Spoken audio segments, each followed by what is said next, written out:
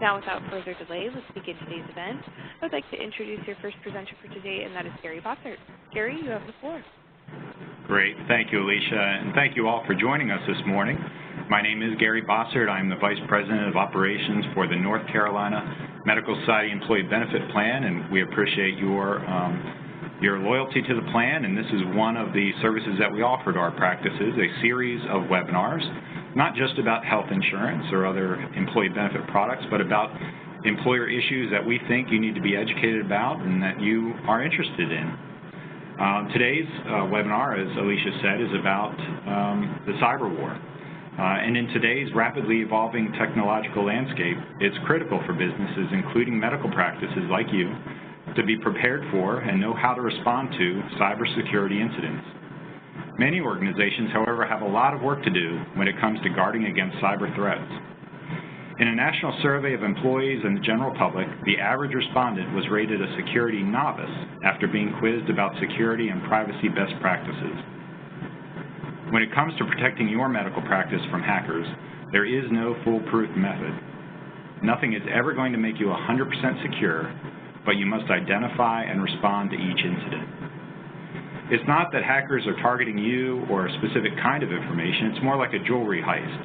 They break in, take everything they can, and then make a quick getaway. Many businesses never report breaches to the authorities, and for every breach you hear about, there are probably 99 others that are not public. Many practices make the mistake of believing they aren't a target because they're looking at hospitals or the healthcare systems, and they're not going after the small, medium, or large medical practices. And that's not necessarily true. All medical practices have data, especially patient data, that needs to be protected. Today's webinar will help you better understand these risks and how to take precautions to protect your practice and your patients. We are fortunate to have a diverse and experienced group of professionals to share their knowledge and advice with you. Our program will be divided into 3 sections, and I will introduce each presenter as we go. Each panelist will share their particular perspective on the topic, and then we will take questions after all 3 have presented, as Alicia mentioned. First, please welcome Vicki Denton. Vicki Denton has been in the insurance industry for over 37 years, and many of you on the phone know Vicki very well. Her passion and focus is not only to provide excellent customer service, but to educate customers about their professional liability coverage. Vicki serves as the in-house expert on cyber liability exposures and coverage components. She works closely with the cyber liability underwriting team to ensure coverages offered are the broadest available. Vicki also manages Medical Mutual service team, providing support to physicians and practices, as well as frequently educating healthcare professionals on important topics like this, cyber liability. Vicki, you have the floor. Good morning, everyone, and as Gary said, thank you so much for joining us today. As you have just heard, privacy and security breaches is a very important topic of discussion. In the healthcare industry, your risk keeps growing. If for no other reason, HIPAA issues alone increase your exposure significantly. On the open market, each medical record is worth $50 compared to a Social Security number, which is worth only $1. For current insureds, we offer additional coverage at an affordable price. We have partnered with NAS Insurance Services, which is a representative of Lloyd's of London, and if you are an insured of Medical Mutual, your professional liability policy automatically includes, at no additional charge, $50,000 worth of underlying coverage.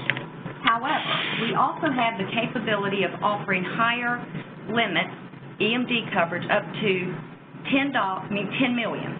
Unfortunately, unless you are an insured with Medical Mutual, we are unable to offer the higher limits EMD coverage. Hospitals and independent practices are at high risk.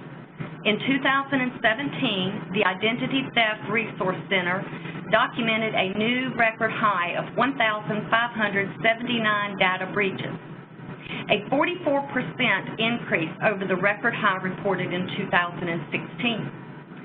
Of the 1,579 data breaches, which were recorded, and 24% were related to medical or health care, totaling over 5 million records exposed. Not only can hackers gain access to software programs, but lost or stolen mobile devices are also at risk. Whether it's your desktop, laptop, iPad, or iPhone, these items are all protected under the policy and are at risk as well. If a privacy and security occurred, the average initial cost for postal notification and credit monitoring per patient is $20. So if a security breach impacted 5,000 patients at $20 each, the minimum expense a practice could expect to incur would be approximately $100,000.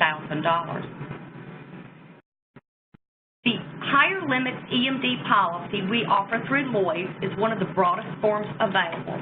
Some of the coverage components include multimedia liability.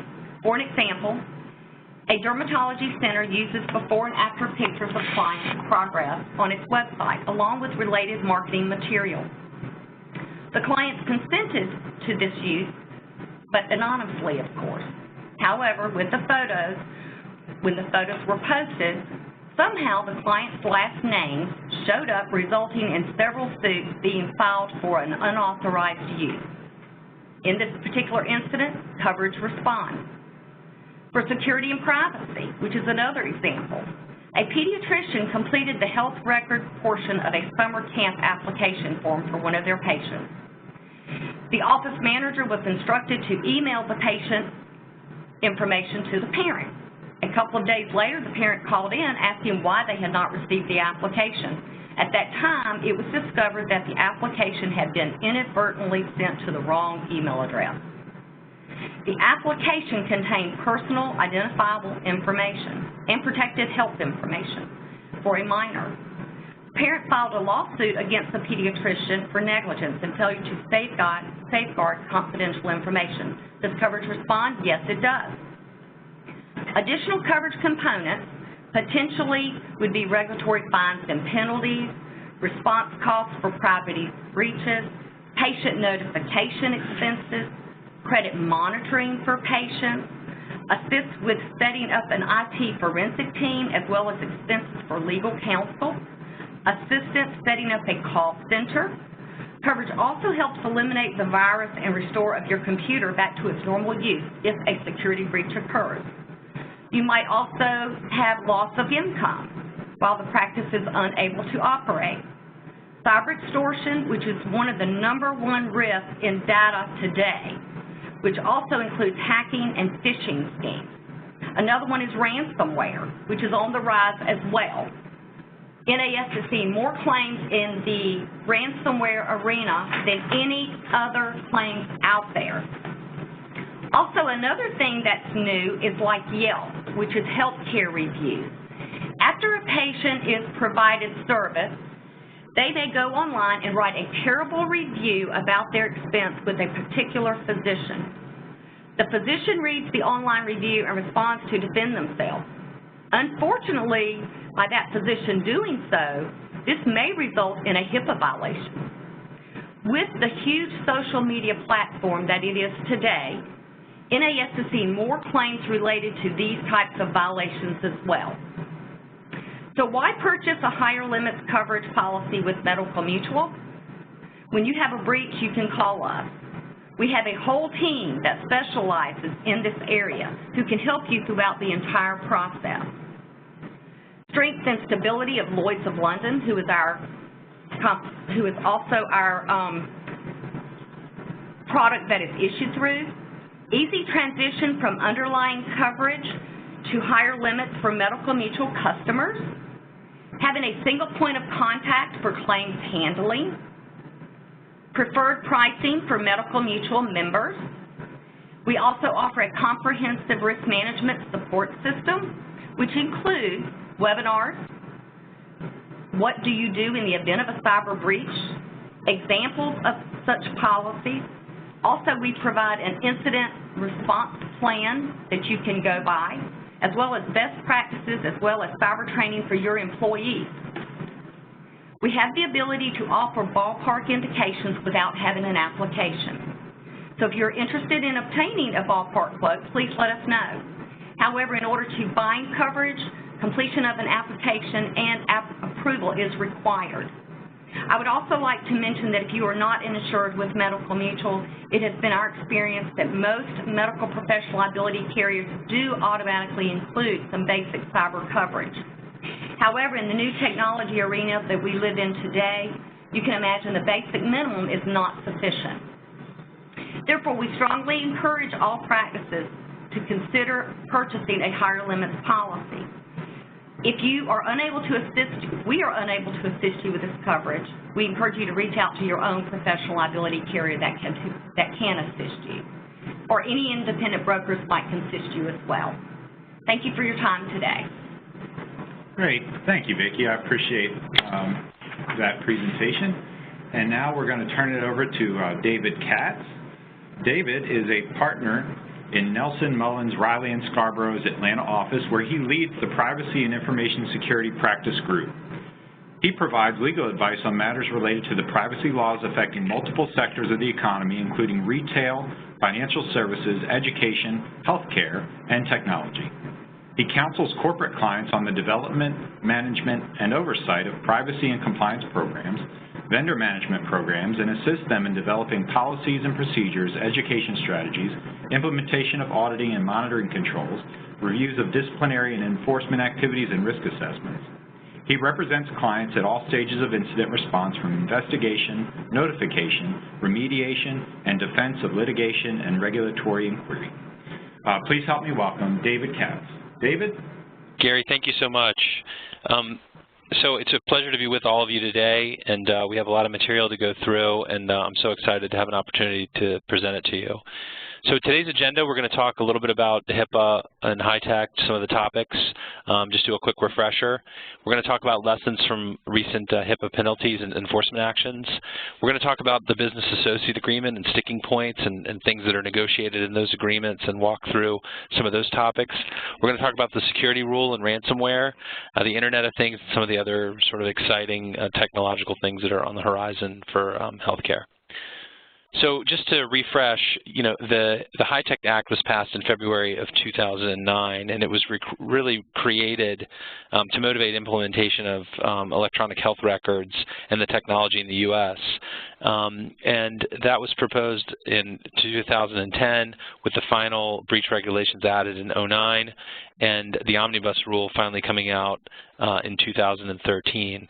And so one of the sort of key provisions, there are a few that I think are worth mentioning and reviewing. One of the things that HITECH did was impose penalties for willful neglect, mandatory penalties for willful neglect, and that's to be determined on a case-by-case basis. But as we talk through the penalties in some of these cases, what it really means is, you know, if you have an issue and the regulators are there and you can't sort of justify or demonstrate defensively any kind of larger program, you may be looking at a willful neglect charge. The breach notification piece of HITECH was also a new development, outlining the release of information guidelines and what can and can't be released without authorization from the patient was something that always HIPAA addressed, but the HITECH notification that were the HITECH Compliance Act notification requirements, if a breach was impacting 500 patients or more, notifying HHS, local media being notified, a state privacy officer being notified, and the notification procedures were all sort of modified and addressed in the HITECH change, and so.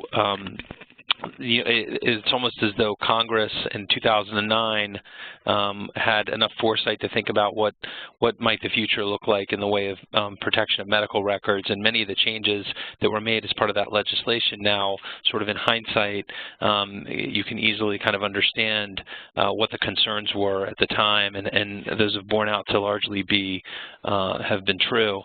The other component of HITECH was the change that business associate agreements and sub-business associate agreements we saw in those areas, because prior there just wasn't much enforcement around business associate agreements, and after HITECH came, there started to be many more cases involving companies that were not using a BAA when they were sending their sensitive medical records, personal health information, electronic personal health information to vendors.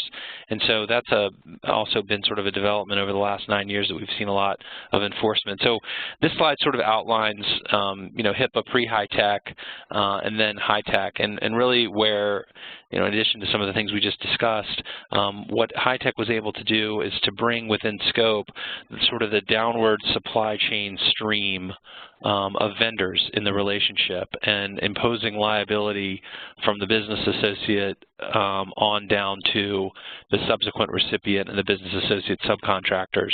So many of the areas where we've seen much development in the way of language is in these business associate agreements and the business associate agreement subcontracts.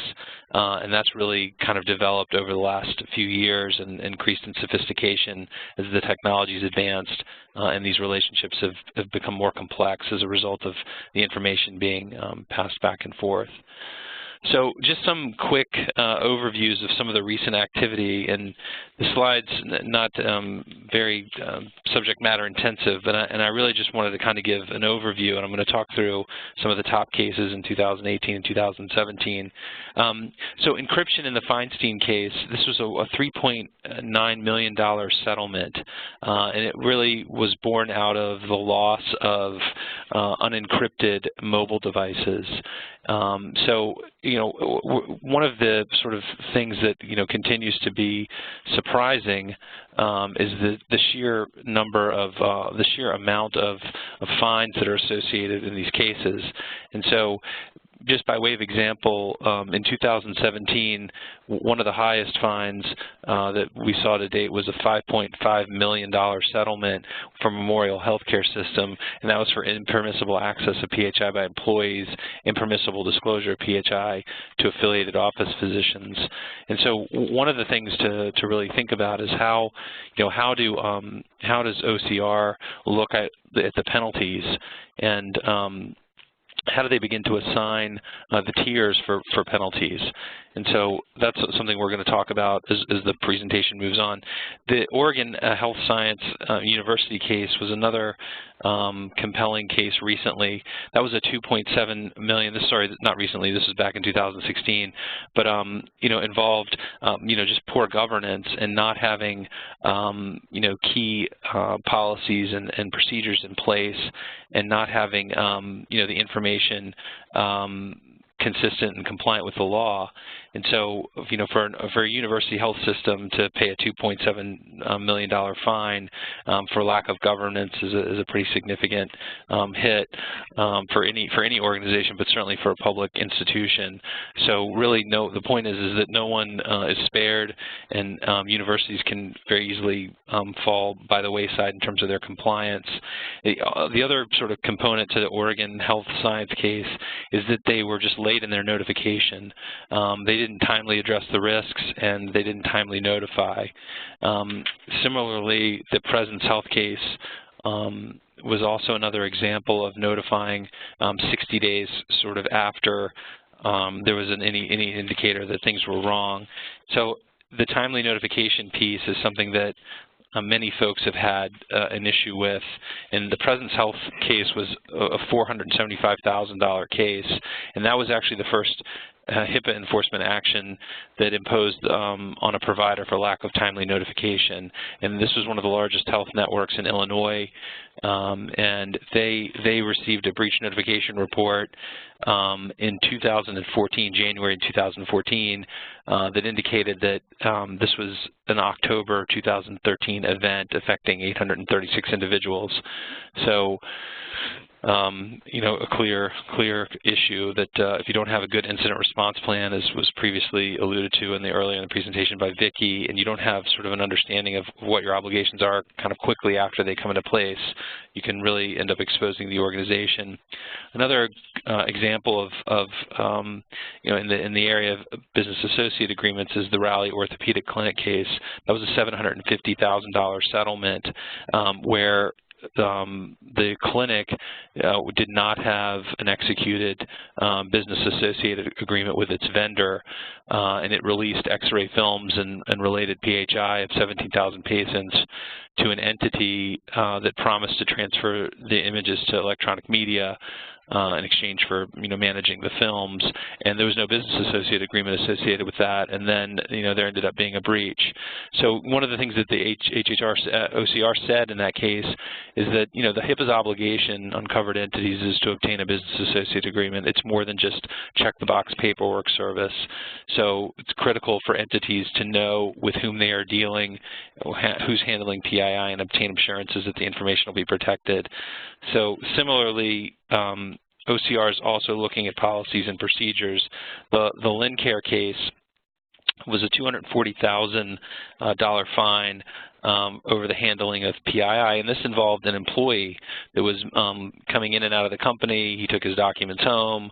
He took his documents to go into other patients' homes, and they actually argued, well, this is an employee matter. He was violating our internal policies, but the OCR investigation found that Lincare had inadequate policies and procedures to safeguard patient information, even though the employee was maybe even acting outside of the scope of his employment. Still, that wasn't enough to kind of win the day with OCR because they didn't really have any documentation of what they were doing or should have been doing to protect the data. So, a very important kind of thing to think about as you're building out the program, your own program. So what does HHS consider, in assessing a penalty? They're going to look at the nature and extent of the violation. What's the actual harm that's occurred here? Have there been prior compliance issues with the entity? And the financial condition of the non-compliant entity. So, just in evaluating these 4 factors and thinking about your own sort of situation, the question really always is, at any given moment, how defensible do you feel? Because I don't think anybody would argue with the fact that the risk is great and it's very real, and so it shouldn't be difficult, within your organization to be able to say, what would we do if this happened? And how would we be assessed? Really like in your own sort of internal analysis of what would, if we had an issue, how would we stack up in terms of the aggravating and mitigating risk factors? So let's get to the BAA, because this is actually the most sort of interesting piece in the development of these agreements, and getting to the actual relationship and making sure that, if you're using a business associate agreement, and you've been using it for a number of years, it may be time to sort of dust it off the shelf, spruce it up, make sure that it has the most relevant and most important provisions as you're negotiating with your other vendor, and the amount of diligence that you need to do in assessing that vendor and the kind of provisions that you want to commit that vendor to really become important as these agreements are put into place, and as you begin to sort of think about who are you going to be going into business with. So the subcontractor obligations, this is a really important component of the agreement, right? What are the permitted uses and disclosures? What is the subcontractor permitted to do with the information that they receive from you? And what are the limitations? What can they do with the agreement? I'm sorry, with the information that's given to you? And so what are you going to have in the agreement that outlines their responsibilities, that requires them to make representations and warranties about what they're doing, and that has provisions that prevent them from doing anything that's not otherwise authorized? So security incidents, the agreement, the BAA is a great place to articulate all of the requirements of the actual rule, right? The security rule obligations that they have to have reasonable safeguards to ensure security, confidentiality, protect against unauthorized access, protect against anticipated threats, limit access to PHI. And so it's really important, within your document to make sure that you've outlined all of the legal obligations so they've committed in writing and it's signed, and that you include provisions on risk identification, the self-testing and audit, and encryption for portable devices. And I just can't say that enough. It's really critical that your BAA not sort of give short shrift to any of these topics, because when the bad stuff happens, you're going to want to have that document, one, in case you're investigated, but certainly in order to compel your vendor to move forward in the correct way. So, indemnification is obviously that's the key. You want to be defended, indemnified for all of the subcontractors, partners, officers, managers. You want to be, you want them to hold you harmless from any kind of claim, loss, judgment, liability, fees that are directly or indirectly from their negligence, their breach of obligation under the contract, their subcontractors' breach of their obligations under HIPAA, their breach of professional services or provisioning of services under their subcontract, including any violations of law. So that indemnification provision is really, really, important to draft to give you the most amount of protection. In the era of GDPR, the General Data Protection Regulation, we're seeing a lot of provisions around no offshoring, so not working with a vendor that's moving the data out into a jurisdiction that requires compliance under the GDPR or some other regulatory framework that may not have been contemplated. We mentioned encryption and just having very clear notification timeframes within the document. So, a good amount of time spent thinking through and developing a good form around the BAA can really provide some peace of mind as you're going into the market to find vendors. And if you are a vendor, being able to have a sense of what should be negotiable and what should not be negotiable in these agreements, what's beyond market in terms of what you're being asked to do or beyond the regulatory requirement. So that's a good thing to be thinking about as well if you're a vendor. What are some of the key things to prepare for OCR and other enforcement? I mean, obviously, making sure that you have a complete and accurate inventory of all of the vendors that you're using, that you're managing that on a regular basis with some oversight and some governance, that you're doing good diligence on those vendors before you engage them, and that you're managing them appropriately, that you've put policies and procedures in place, that you have good training, security rule assessment, and I know Cliff is going to talk about that, that you've done some training on some tabletop exercises about what are we going to do if we have a problem, because the worst thing in the world is to be talking to each other about these issues as they're occurring real time as the first time. So the time that you spend going through these exercises and really trying to prepare yourself, taking the lunch or the half day and getting everybody around the table can be invaluable in terms of being prepared when something happens. Obviously knowing where your documentation is, and the key that really causes organizations to have a problem is they're just not responsive. They become frozen. There's paralysis. When something like this occurs, it really has to be all hands on deck immediately and running the problem down until there's the ability to explain what happened and a good resolution. So making sure everybody understands that is really important. Security rule and compliance. I mean, one of the things to think about is that penalties, in violation of this rule, don't necessarily require a breach or loss of privacy or security. That's how they become, obviously known, and what may trigger an investigation. But it's important to know that you could still have an issue even if it doesn't rise to the level of a loss. The other thing is, even if you're in compliance with what you believe, is best practices on the security rule, that's no substitute for having a good assessment and really understanding how good is my IT security, charting compliance. And then, many folks think, well, if I can just get the policies in place, everything will take care of itself. And many of you may know from your experience that just isn't true. A set of policies and a program on paper doesn't correspond to an actual functioning program. So very important to develop your program in a way that makes it self-sustaining, self-auditable, repeatable, and defensible. So ransomware, obviously ransomware has been in the news a tremendous amount and is a continuing threat. $1 billion in losses per the FBI in 2016. Attack scenarios involving websites and ads and phishing, requiring the payment of a ransom through a web portal that's comes from the attacker and within specific instructions.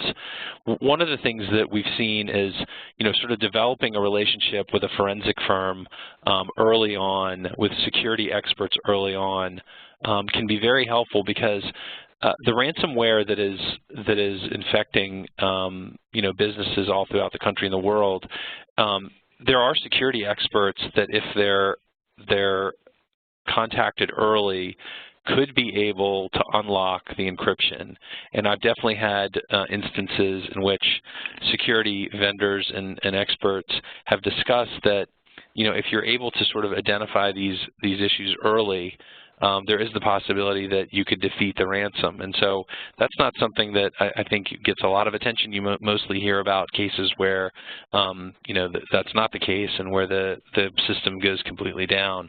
But the key point, the key takeaway is to make sure that you've developed relationships with a security firm in advance, and that, ask them, how would we handle this attack? And then, do you have extra Bitcoin laying around? Do you know how to pay a Bitcoin ransom? So all of those sort of things are, again, back to the incident response planning, well worth the time to consider and ask. So have a plan ready, have backups ready. So the guidance that was released in 2016 on ransomware, because there was a question about whether is it a security incident, is it a breach? So ransomware on a covered entity or BA's computer system is a security incident. Any encryption of electronic personal health information by ransomware is presumed to be a breach. So control over the data, even if it can't be viewed, as a disclosure, and you must report unless there's a low probability that PHI has been compromised, based on the nature and extent of the personal information involved, the unauthorized person to whom the disclosure was made, which is the bad guy, whether PHI was actually acquired or viewed, was it moved out of the environment, was it exfiltrated, and the extent to which the risk has been mitigated, or even can it be mitigated. So that guidance is worth reviewing, because the analysis is just a little bit different, and having sort of thought through those scenarios, I think, is also a worthwhile exercise. So that's the guidance on ransomware from HHS. Where are things going 2018 and beyond? One of the things that we're obviously paying a lot of attention to is connected device technology and the risks that are associated with hackable technology. The privacy and security rules for non-covered entities and non-BAAs, those will continue to develop and evolve. We talked about vendor management, the assessment process, and tracking those BAAs, that you have to assume a level of failure potentially if there's not good segmentation, division of security among the various databases that house the information that's being held within the organization. In the unexpected, the way that the blockchain and artificial intelligence is developing, and sort of, at least on the blockchain side, the ability to identify records within the blockchain and the encryption protocols that allow those records to be recognized and validated with the recipient that's authorized to get them through the blockchain, is something that I think is going to sort of revolutionize the privacy and security components of this risk, of this work. So there's a lot on the horizon, and it's an exciting time, but also a time filled with risk. But there's plenty of work to be done to mitigate that risk, and I think that's the best segue into the next portion of the presentation. So thank you, everyone, for your time. Yeah, thank you, David. That was very informative, and that was a good segue into our next section. So I want to take a moment to introduce our next presenter. His name is Cliff Baker. Cliff is an industry leader in healthcare information technology, privacy and security, and has over 20 years of industry experience. In his dedication to the industry and passion to tackle many of its most challenging risks, Cliff has created solutions that are leveraged and used by organizations across the nation. He is the founder and CEO of 2 successful companies, including Metatology. that provide information protection services to healthcare organizations. He is a published author on database security in various white papers and is a frequent speaker at security and compliance-related conferences. Cliff, we appreciate you being with us today, and you are on. Thank you, sir. Great. Thank you, Gary. I appreciate you having me. As David said and Gary mentioned, Vicki, thank you for your time and taking the time to join us today. We appreciate you taking a moment out of your busy days to listen to what we have to say. What I'm going to cover with you today is just some really kind of hopefully specific guidance on how to go about performing a security risk assessment, a HIPAA security risk assessment. And the reason we decided to focus on this is having worked through many OCR investigations, audits, and kind of breach situations. We've learned a lot over the years in terms of what the Office of Civil Rights is looking for and expecting around the HIPAA security risk assessment rule and compliance with that rule. And if there's anything, I can guarantee you, if there's anything they're going to ask you for, I bet my bottom dollar, if there's anything they're going to ask you for, they're going to ask you for your security risk assessment. That's the first thing they're going to ask you for. And as David kind of went through a lot of those settlements that have been negotiated with OCR, often kind of the first and foremost issue that's kind of referred to in those settlements is the lack of a proactive risk assessment. We also helped many clients through the OCR audits that occurred last year and the year before, and the primary focus of those audits was the risk assessment. So if you listen to anything OCR says, they really emphasize its risk assessment, if I haven't mentioned enough. And what I'd like to do is just kind of walk you through what we've learned over the key ways of performance risk assessment and what OCR's expectations are. So the feedback from OCR with respect to their audits is they continuously find organizations that don't keep an up-to-date current risk assessment. The risk assessment isn't part of their ongoing operations. In other words, they're looking for an organization to be mindful of risk, continuously be mindful of risk. And so if you did a risk assessment 5 years ago, 2 years ago even, and you had a major change in your environment, you updated your EHR or you implemented a new device in your practice, OCR wants to see that risk is being considered and is reflected in your risk assessment. So they don't want this kind of paper exercise where you go through an assessment, you do it yourselves, you pay your IT provider, you get some security firm to help you, get your lawyer to help you. It doesn't matter. They don't want this to be a one-time thing that sits on the shelf, and then when you have an incident, you pull it off the shelf. That they are emphasizing that it has to be a routine process. And it's probably smart. My recommendation to you would be to look at this on an annual basis. You don't have to overhaul it, but you just refresh it at least on an annual basis. And then again, if there's any major changes in your environment, you should update it accordingly.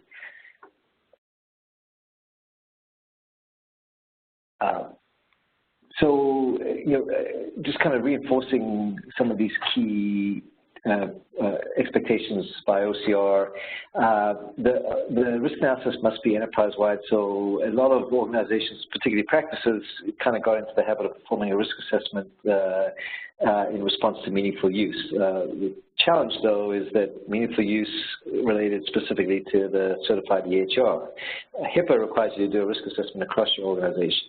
It requires that you not only look at your EHR, but look at your workstations, your mobile devices, your portable, like USB sticks, printed materials. So it's important to keep that in mind, that the risk assessment is not just focused on the electronic health record, medical record. The risk analysis should kind of reflect, when OCR asks you for your risk analysis, it should clearly state when it was done, who did it, and how often it was last updated. So there should be some sort of cover page or change control page, revision history page that kind of reflects that you're keeping up with it. It should be specific to HIPAA. In other words, it should be covering the risks related to protected health information. And so some organizations in the past have tried to kind of give OCR a PCI assessment, which relates to credit card data, for example. OCR is specific that says, you know, this is a HIPAA rule, and therefore it applies to protect health information. Don't give us something that's unrelated to PHI. They want to see in your policies, when you your policies should reflect performing a risk assessment. And it should be specific. In other words, it should say the risk assessment will be updated every year. It will be updated by the office manager. It will be updated by our attorneys. It will be updated by our IT folks. Whatever the specific reference is, it should be in the policy, and it should be very clear. And then what's really, really important is that there's a corrective action plan, there's a risk management plan to deal with the risks. So, you know, I've dealt with multi-year investigations at clients by OCR, and we've resolved those very, very well when, you know, we acknowledge risk. So I think OCR is not expecting you to kind of resolve all your risks, but they want you to identify those risks, and then they want you to put a plan in place to mitigate the risk.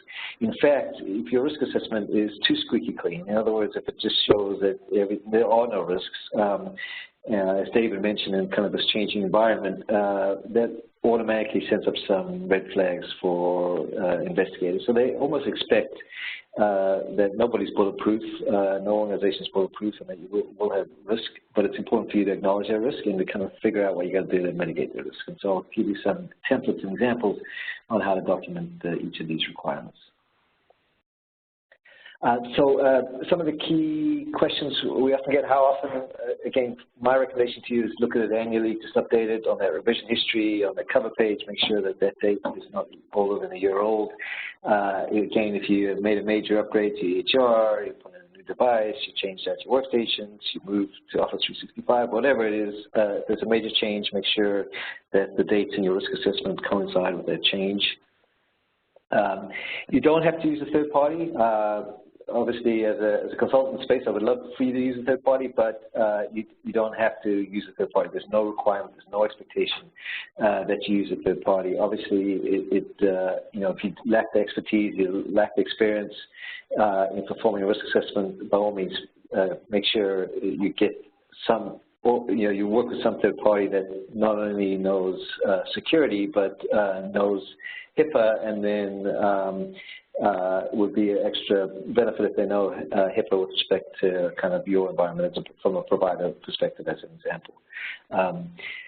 The time frame, again, we've seen risk assessments, depending on the size of the organization, that are done in a week. Some that could stretch several weeks. If you're in large health systems, it could extend several months. But there's no expectation for how long it should take. You just got to do kind of your due diligence. And the risk assessment should include or should reflect that, you know, you've talked with people in your practice or in your organization, and that you've reviewed documents to confirm that certain risks are in fact mitigated. In other words, they don't exist, or to uncover potential exposures because you're missing something. So here's an overall approach that we typically go through. You know, we kind of define the scope of the risk assessment, so that in the document says, here the risk assessment covers these facilities, these systems, these third parties, as David mentioned, you know, your third party, your vendor risk, including your IT provider as well, probably more importantly than any, your IT provider, that your risk assessment covers their support and services to you. And so as we go through the risk assessment, we define that. That's part of the cover page. And then we do interviews, and we have interview notes. We look at documentation, and that all goes into the file. And to some extent, we perform tests. And this is helpful, particularly when there's some ambiguity. So some folks think everything is just fine. Some folks have a different opinion. We perform tests to make sure that you know, to kind of figure out what is really the actual situation with respect to the risk.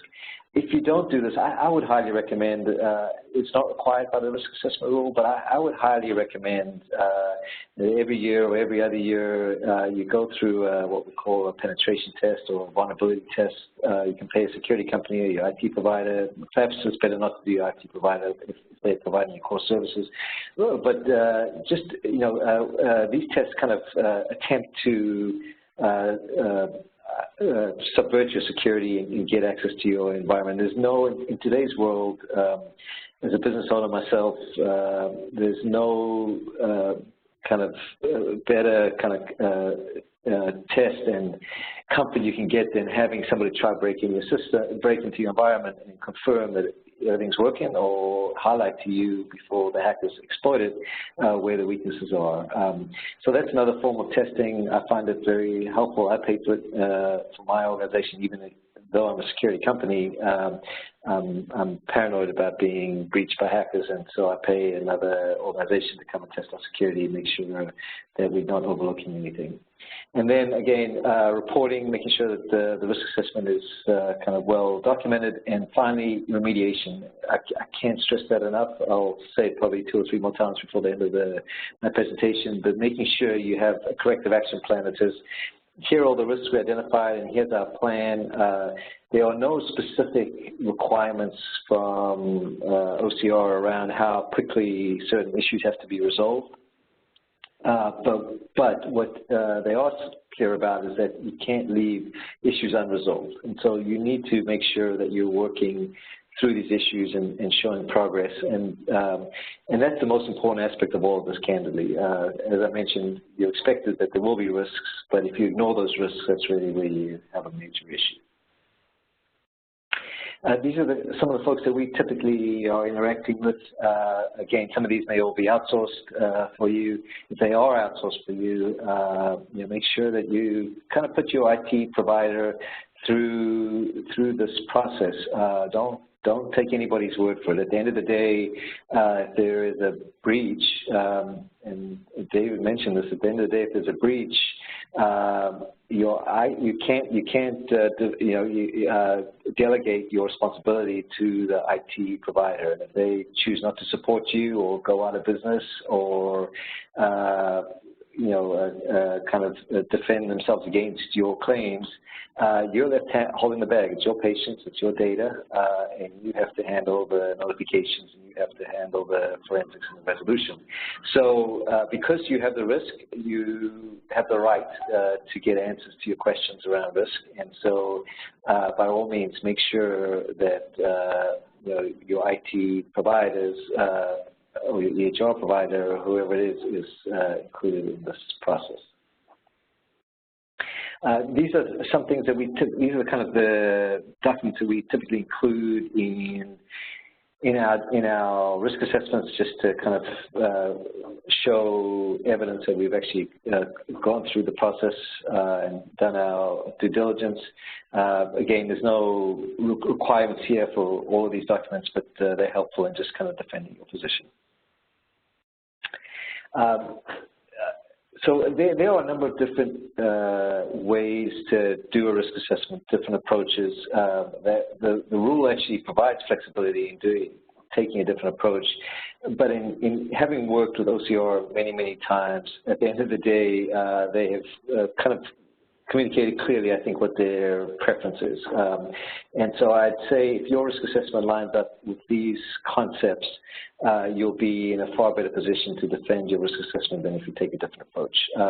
These concepts are kind of embodied in a kind of set of standards called the NIST standards. The NIST standards are government standards. They're publicly available. You can go get them. If you put into Google Browser NIST 800-30, I've got some references for you at the end of this. You can find these references. And these are the requirements of the government. So OCR is very familiar with them, and that's kind of what they're expecting when they ask for a risk assessment.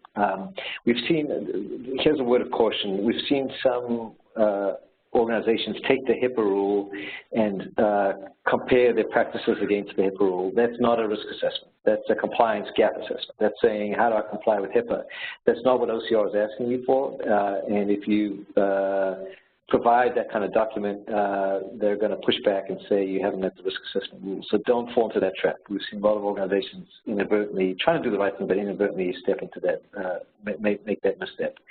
So your risk assessment should include these concepts. It should include the concept of likelihood, and it should include the concept of impact and risk. So you'll see those concepts over and over.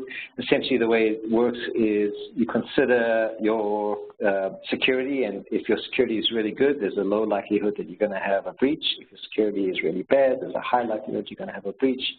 And then you consider the impact of the different systems. Your EHR, if that's breached, obviously it's going to have a huge impact, a high risk, because there's a lot of data. If a single printer, for example, is lost, then that, the impact is going to be far lower than the EHR. So your risk assessment should have these concepts.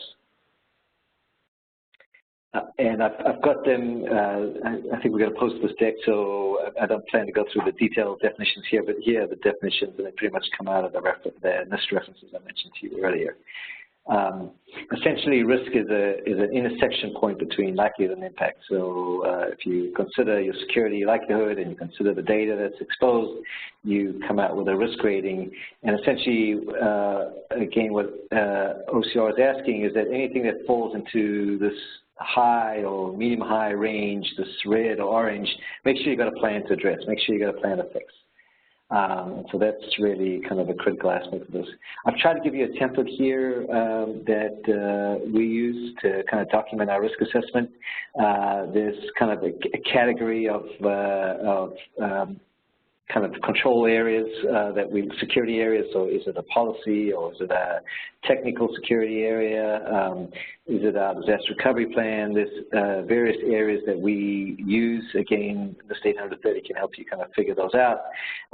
We kind of define what the expected requirement is for that area, and then we list what we found during our assessment. Do we find that security is working, or do we find that there's a breakdown in security? And then we have a recommendation to the organization that says, this is what we've got to fix. And that's going to go into our corrective action plan. And you can see here the relationship of impact, likelihood, and risk showing up here. So essentially, when you give this over to an investigator, they're going to look for these kind of key columns and key data points to make sure you comply. And then again, the corrective action plan says, based on those recommendations I mentioned to you, these are all the areas that we're going to fix. Here's the priority that we're going to set among for those areas, and here's the level of effort. And then what I couldn't put on the screen here is timing. So timing and the individual responsible is critical for this. So we make sure that at the end of the day there's a timeline and the individual responsible, and we can provide the updates, status updates to anybody that asks about it. There's some references here for you. You can see the NIST references right at the top. HITRUST is another great resource for healthcare providers, and hopefully those references are helpful to you. I want to leave some time for questions. So, Gary, I'm going to turn it back over to you, and please take it from here. Yeah, great. Thank you, Cliff. And I appreciate you walking through the risk assessment. I think that's really important for practices to consider and really take to heart their responsibility in that regard, and the risks if they don't. I want to thank Vicki, David, and Cliff again for their participation. In the few minutes that we have remaining, we do want to take any questions that you have. And also, I want to click to the last slide. You'll see that the names and email addresses of the presenters are available. And you can certainly, if you don't have questions today, feel free to contact any one of them with questions after today. I'm sure they'd be happy to talk with you more, answer any questions that you have. A copy of this presentation, the recording of this presentation, will be available on the Medical Society Plans YouTube channel probably by the end of next week. If you want to share it with anybody else in your practice, or if you want to review any portion of it. Also, prior webinars that we've conducted, we conducted a series last year and will continue to do so this year quarterly. Those prior webinars are also available on the NCMS Plans YouTube channel, so feel free to explore that library. Our next Medical Society Plan webinar will be in July, a date yet to be determined and a topic yet to be determined.